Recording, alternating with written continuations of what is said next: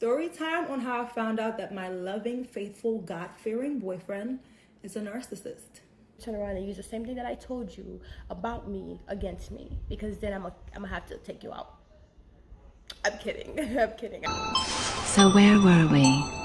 Oh yes, you were holding your breath. Story time on how I found out that my loving, faithful, God-fearing boyfriend is a narcissist. Stay tuned. Now, there's a lot of parts to the story, and I'm hoping I could tell this whole story in just one part. If not, then there will be a part 2. Now, to give a little backstory on my relationship, I've been with my ex for about 2 years, and the first year of our relationship, great, okay? When I tell you he was like a perfect gentleman, great, all right? Now, he wasn't perfect. He was not perfect. But I didn't have to worry about women. He was not a cheater. Like, he was taking me out. Like, honestly, too good to be true great. Keep that in mind. Problems didn't really start till the second year, because even in the first year, we really didn't argue. Like, I never really seen him mad. Like, he never really got angry or mad at me. Like, we never really argue. Like, we'll have little disputes, but it'll be something that's resolved very, very fast in a very, very mature way. So I'm just, a mature man. And he's taking me out, like, he's taking care of me. He's faithful. Girl,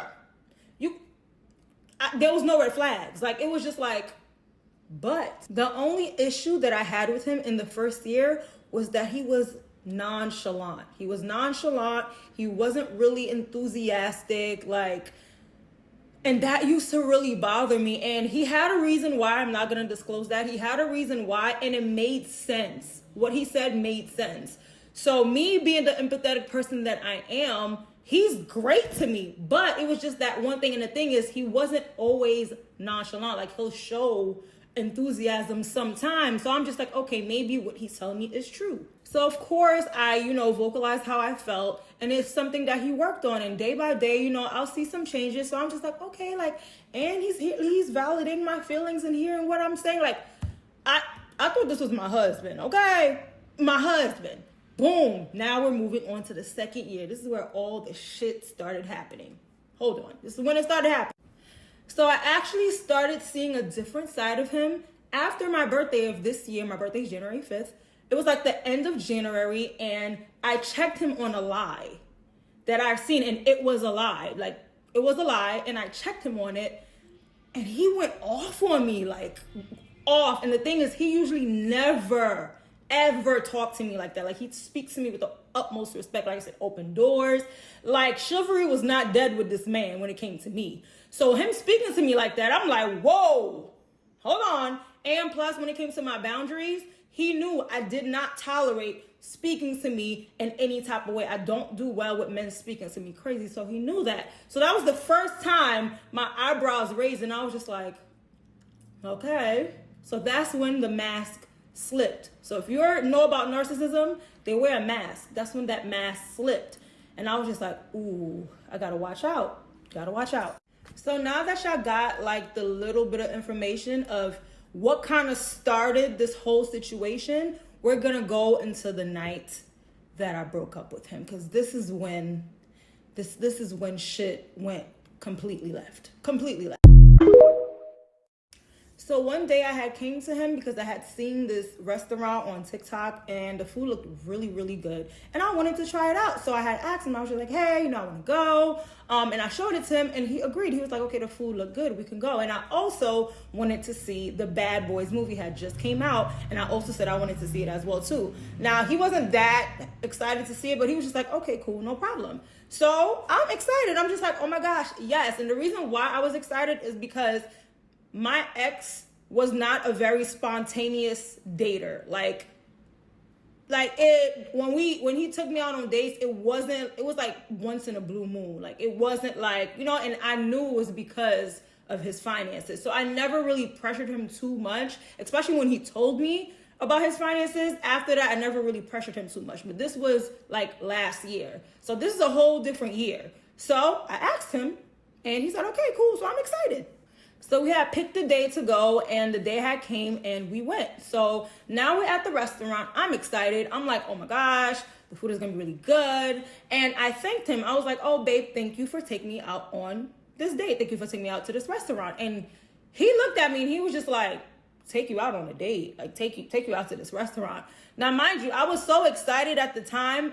I peeped what he said, but I was like taking videos of stuff, so it was just kind of like nigga, what you just said? But I kind of let it slide because I'm just like, because he was the type of person, like, because of his finances and because things wasn't the best, he would like have like a negative attitude sometimes, and I never really pressured him too much on that because I knew why. So I just kind of let it slide. I was just like, okay, whatever, cool. Didn't say anything. I just continued with my day. So we order our food. I ordered mine. He ordered his. Now, unfortunately, the food was not that good. Honestly, it wasn't really that good at all. So the food wasn't really that good. He didn't like his food. I didn't like mine. I only really had like wings, and even the drink was bad. So whatever. He paid for the food. The food was maybe like $100 and something, and we continued with our date. And I think after he wanted to get some drinks, that wasn't a part of the date, but that's something he wanted to do. So I was like, okay, cool. We went for some drinks and we had a great time. Like, the night was great. We were cracking jokes. Like, because around this year, he was working on his nonchalantness and he was showing more of his personality. So I was really excited. And, you know, we were cracking jokes, having fun. And then we get to the movie theater. So we get to the movie theater, and remember, I didn't really eat like that because the food wasn't good, and I didn't eat all day. Like, I was honestly waiting for the date to eat. I'm that person. Yes, I know. So we get to the movie theater, and I'm still hungry, but my stomach was hurting because, you know, I was about to get my menstrual, but I was still really hungry. So I was like, okay, let me just get something small. So I ordered nachos. Now, it was the type of movie theater where you could dine in and watch the movie at the same time. So I called the lady, the host, the usher, whatever. And, you know, she was like, okay, cool, you can order it. We just need a card on file. So I'm just like, okay, cool. So I look at him. He looking at me. I'm looking at him. He looking at me. I'm like, babe, your card. Your card. So as he's taking out his card in front of this woman, this man looks at me and he goes, you don't pay for shit, do you?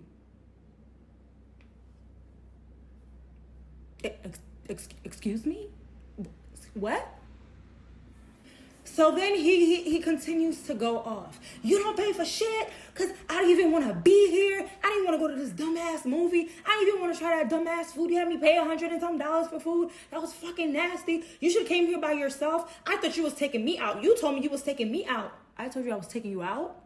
Mind you, we've done it where when I feel like he's taking me on dates and I'm like, you know what? Let me step in and take him on dates because, like I said, I know his situation.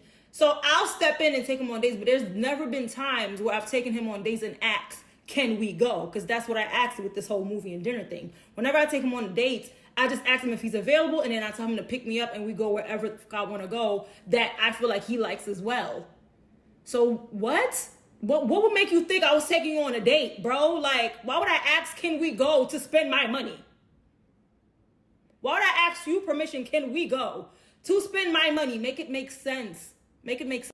Like, it was honestly given, I ain't have it. But my thing is, he knows me. We had a vulnerable conversation where he told me that, you know, his finances is not the best. But that was the conversation that we had the year prior. We did not have conversations about that again because his business was getting better.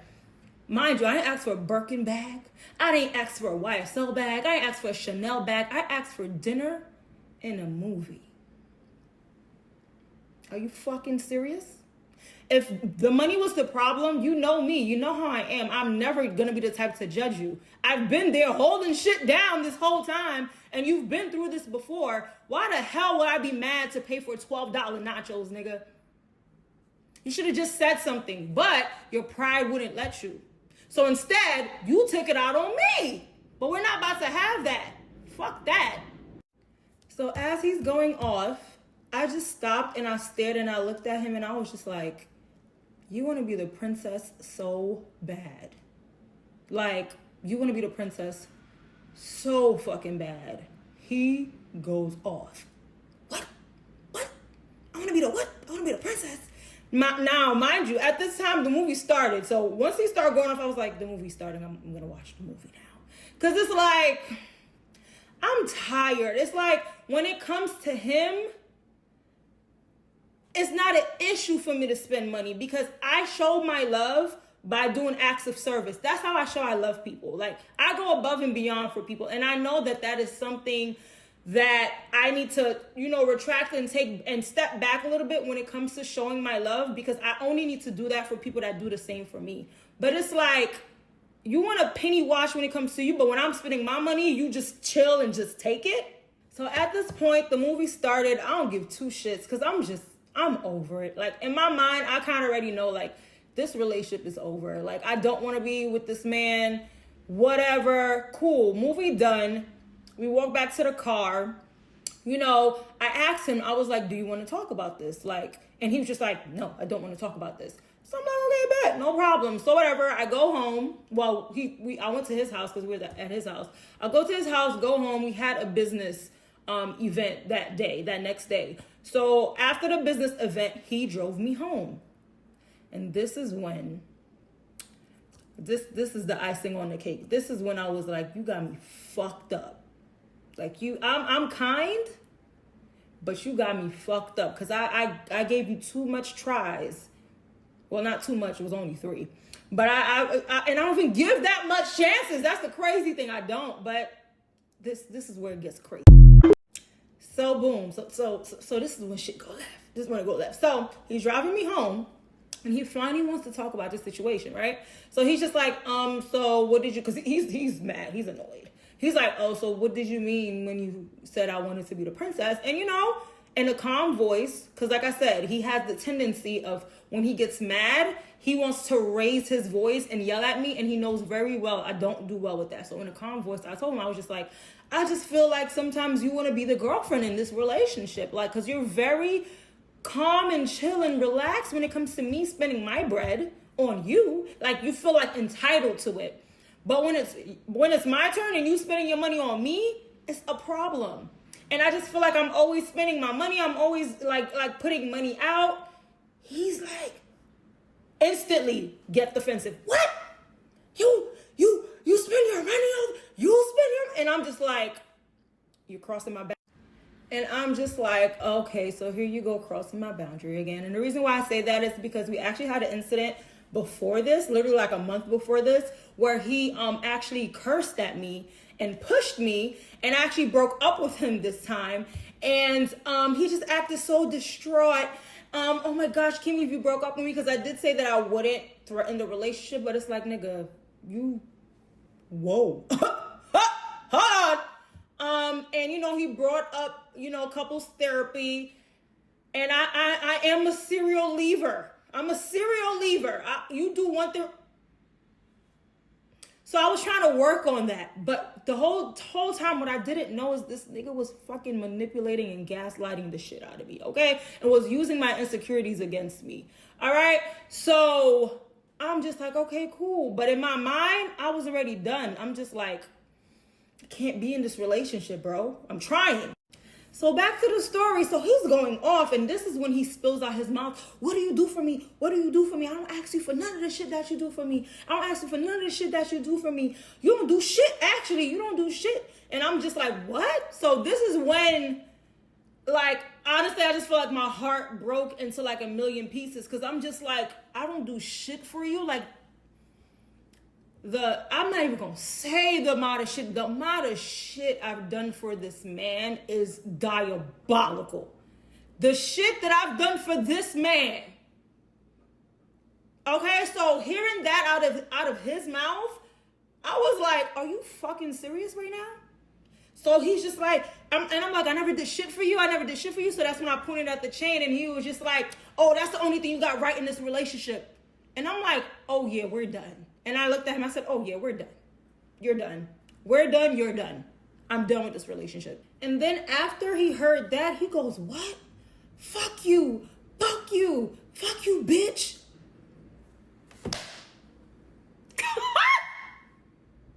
I have 3 non-negotiables that I told this man. You cheat on me, I leave. You hit me, I leave. And the day you ever call me a bitch, you're single. So he's like, fuck you, bitch. You gritty ass bitch. What bitch want nachos after they just came from a restaurant? Mind you, this is the This is the God-fearing man. This is the man that has fucking Bible studies with his bros. This is the man that want to talk about being faithful and being a respectful man and an entrepreneur and has a fucking a nonprofit that feeds the city. Like, and he's talking to his queen that he's talking to his queen like this? Me? I was flabbergasted. So I'm like,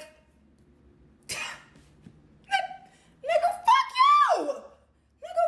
I'm going off. I'm like, you wish you could find another bitch like me. I'm a bitch. Now I'm a bitch. A big bitch. I was like, yeah, I'll be that bitch. That boss bitch. All right? I was like, you ain't never had to pay a bill, bitch. You never had to give me money for shit. I take care of myself. Okay? I've never asked you for a dime. He was just like, what am I giving you money for? You're a grown-ass woman. You're an adult. You can take care of yourself. And I'm like, you're missing the fucking point. Even though I never asked you, never needed, the fact that you don't have the provider mentality is insane. Because I believe in partnership. I believe that a woman and a man should come together and build. But if I don't want to work, or if I just feel like I don't want to bust my ass, I should be able to do that and lean on my man. But that's not what this relationship was. You was leaning on me. I couldn't lean on you. And then after all that, I'm just like, yo, nigga, drive me home. Just drive me home. He goes, I could drop you off right here. I said, nigga, bet. Drop me off right here. He goes, bet. Get the fuck out my car. Ah! Woo! And the reason why I'm laughing is because this man really, to this day, walks around and tells his flying monkeys, his friends and families, that I'm the problem. That it was me. I'm the problem. I'm the issue. I'm the one that needs help. It's me. Like, are you mods? Are you? Hey! So that's pretty much what led to the argument. $12 nachos, that's what led to it. And that's what happened. That was the argument. That's what broke the camel's back for me, bitch. Okay, because like I said, I was psyched out. I was already gone. But like I said, I had an insecurity of always leaving situations. And he would use it against me. And it's like he wanted me to be vulnerable and he wanted me to express myself and tell him my deep, darkest secrets. And I came to a point where I did, and all he did was use it against me to make me look bad. You're sick, bro. You're sick. And if you was to see this man, you would not think he's this way at all. I feel so bad for your next supply, for your new woman. She's going to really think she hit the jackpot. She's going to really think you're that nigga until she checks you, until she questions you, until she see a flaw in your character. Then, okay, into his next supply, as long as you don't hold him accountable, Buki, as long as you're okay with being wrong, even though he does something to you, and you're just going to take all the accountability and apologize, the relationship's going to be good. Like, you're great. You're going to go insane, but you'll be fine. Just don't ever hold him accountable. Okay? Oh, and to his brother that decided to send me that message, I'm going to be nice, that message, and you tried to silence me, talking about it's going to make me look bad and I should keep it private. I wasn't going to say shit. I didn't say shit. That's a crazy thing. But all you did was fuel me to actually speak out. Because don't ever try to, I'm grown. Don't ever try to silence me. Okay? I wouldn't have a story to tell if your brother was treating me right. But you're no better. So I can't really expect you to hold him accountable, to be honest. So that is pretty much it. That is how this whole story kind of came about.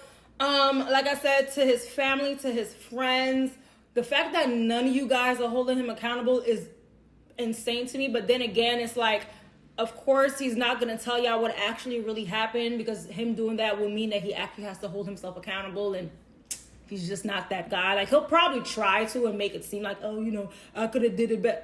He's not, because I'm still going to be the villain either way. But this wasn't on me. This was all him.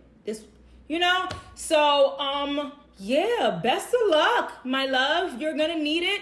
I don't think you need a therapist, baby. I think you need to find a narcissistic diagnosis. You need to get that together. But yeah, I'm great. I'm gonna keep working on myself. I'm gonna keep being who I am, and yeah, I'm gonna continue being blessed. I hate to say it, but it sounds like this man was jealous of you. And not only that, but because you're able to spend your money frivolously and he doesn't, like, his finance is really tight from what you said, he could not keep up with you. And when you offered to go out with him and you didn't specify that he had to pay, which normally, like, most men would think, okay, well, I'm going out with my girls or my girl, I would have to pay.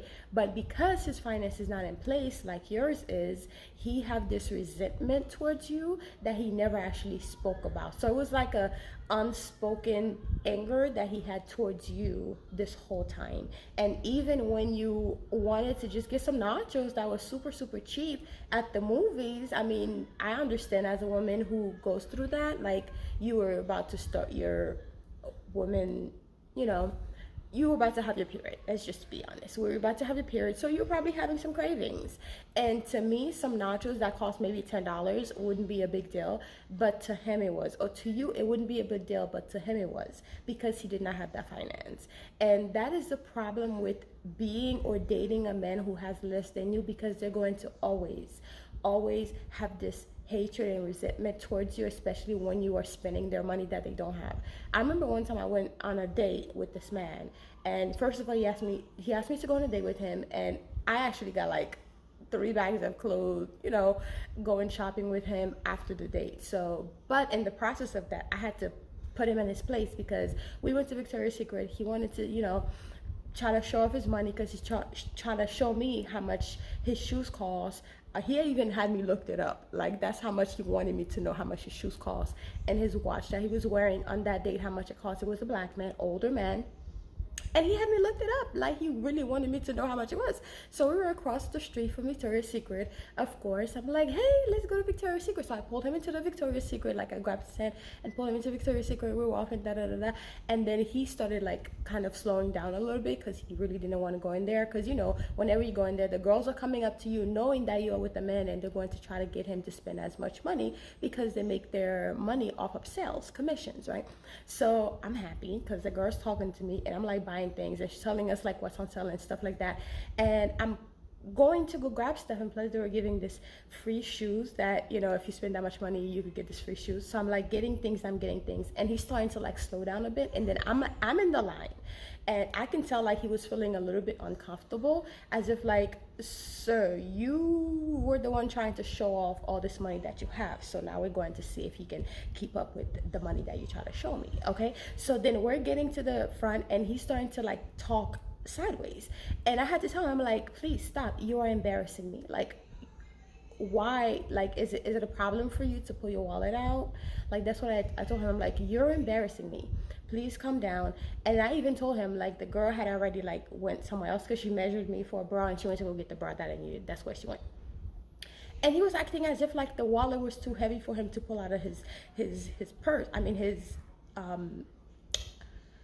pocket. Looked like it was too heavy for him. I'm like, what is wrong with you? Before you were just fine, and we walked in here, you were fine. Of course I could tell he wasn't fine, but we're going along with it. So I'm like, you were fine, and all of a sudden you're acting like, you know, it's so heavy for you to pull your wallet out of your purse. He's telling me, or his pocket, you know what I mean. He's telling me, oh, this is a bit too expensive, look at this one instead. I'm like, okay, well, I'll look at it, but I like this one. And we're going to get this one. So then I told him, you need to stop, because you're embarrassing me. And I started walking forward, and he just, of course, continued following me. And of course he paid for everything, yes, because you wanted to show off that you have all this money, and you're wearing expensive watch and expensive shoes, so now you're gonna have to keep up with this. So then I did that, and then as we were leaving, he thought it was okay for him to touch my butt. I was like, don't you ever do that to me again. That was the last time I ever saw him. But just know that first day I came out with a nice meal. I ate I ate because he wanted to go somewhere nice to impress me, which is what we did. We went somewhere else to impress me, and then we went shopping afterwards, and I ended up with 2 bags of clothes. at the end of the day because you wanted to show off since you had money. But yeah, I'm saying this, I'm saying that to say this: a lot of men are very insecure, especially when they don't have enough money, especially when the girl have more money than them.